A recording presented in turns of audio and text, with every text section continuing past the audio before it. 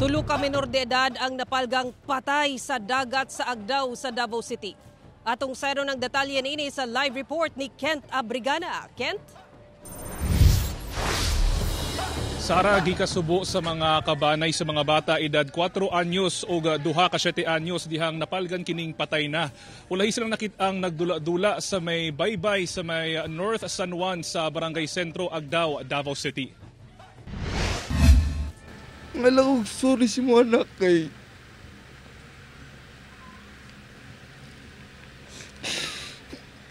wala ka na kung naluwas na katong naunsa juga ka ito pagkalunod na.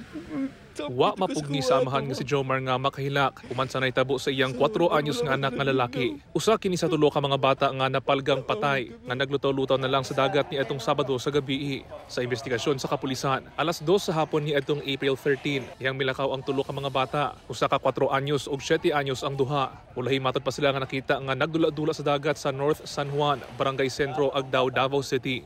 Diyang nga matikdan sa mga ginikanan nga wala pa nakauli ang ilang mga anak. Dito na nagpahigayon og search and rescue operation ng otoridad. Paglabay sa 4 ka oras.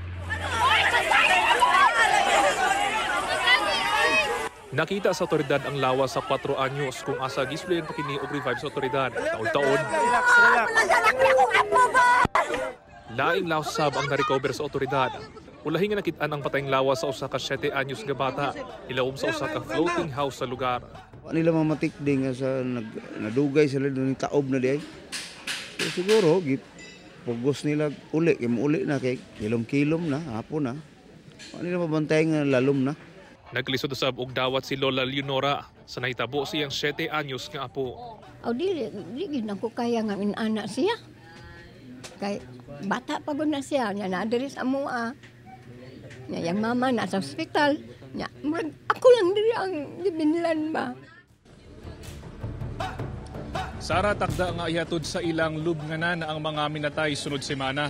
Samtang padayon usab ang pahimangno sa barangay sa mga ginikanan nga bantayan o maayong ilang mga anak, ilabi na kumuadto og dagat. Sara.